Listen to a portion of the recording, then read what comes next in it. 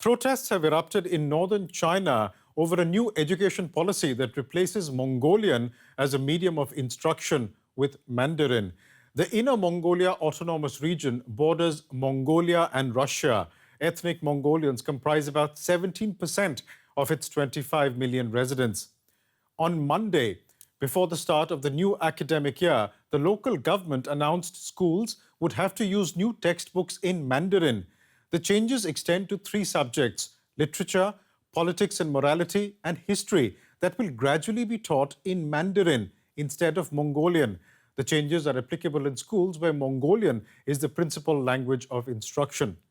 Parents and students say this puts the future of the Mongolian language at risk and is an attempt by Beijing to promote the majority Han culture over the ethnic Mongolian one. A rare scene in Inner Mongolia, a protest over China's new education policy. For these ethnic Mongolians, language is their cultural identity, something they can't bear to lose. Across the border in independent Mongolia, people have also taken to the streets to show support. Inner Mongolia is the last region in the world which keeps using the traditional Mongolian scripts. That is why Mongolians all over the world are frustrated about China's new policy of cutting the language from the school program. Under the new policy, schools in the Chinese Autonomous Region will gradually replace the teaching of core subjects from Mongolian to Mandarin. Many fear that the younger generation would gradually lose fluency in their mother tongue. I'm proud of our brothers who are very few but fighting hard against a billion. That is why we have to send them our love and support. I'm afraid that they might get in danger. That's why we're here to not let it happen. China says the concerns are unfounded. The Constitution of the People's Republic of China, our law on regional autonomy of ethnic minorities, and the education law all stipulate that citizens have the right and obligation to learn and use the national language. We guarantee the freedom of all ethnic groups, including Mongolians, to use and develop the languages of all nationalities.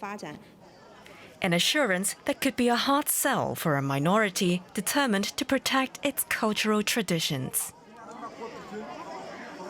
And for more, I'm joined by Engibat Tachug. He's director of the Southern Mongolian Human Rights Information Center. It's an exile group based in New York. Mr. Tachug, welcome.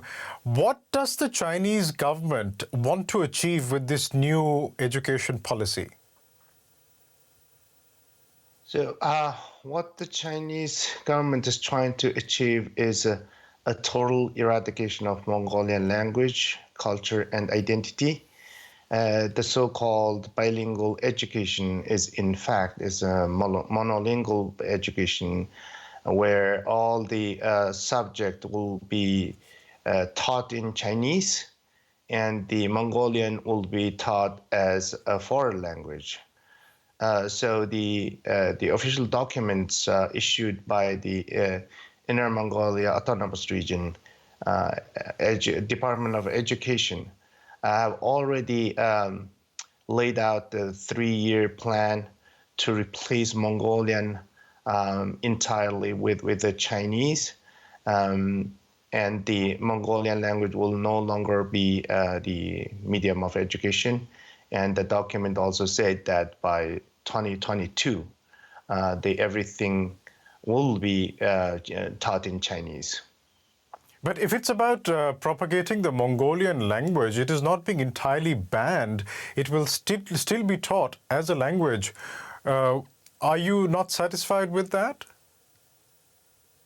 Well, as I mentioned earlier, right, the Mongolian will be taught, but as a foreign language for the Mongolian students. So the Mongolian students and parents are not accepting that because the Mongolian is their native language, and they have been learning Mongolian and then learning all the subjects in Mongolian as a medium of instruction in Mongolian schools. You referred the parents and students, and they are now actively protesting, as we hear in Inner Mongolia. And now police are reportedly offering bounties for information about people who are involved in these protests. What effect do you think that will have on the protests?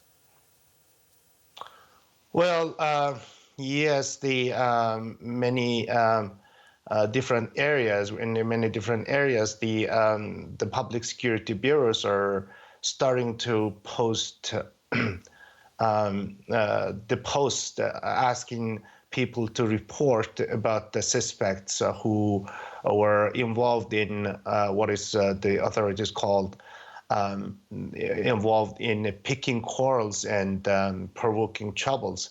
And at least a few hundred people were listed, and we consider this as the start of a mass arrest, and consider this as the start of the harsh crackdown. Where do you see the protests against this new policy headed in view of this harsh crackdown that you are expecting? The protests have been a very good example, a textbook example of non-violent, non-cooperation, civil disobedience resistance movement, and we believe it will remain so during the entire course of the movement. And what chance do you have of a success, do you think, when similar changes to the curriculum have been instituted in other ethnic minority areas, such as Tibet and Xinjiang? Well, no matter what method the authorities use, and no matter how harsh the government crackdown on the protesters, so Mongolian will not give up, and they are determined to continue the mass nonviolent resistance movement.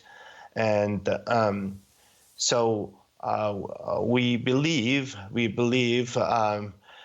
there is still some chance of success, even though the government is using excessive force.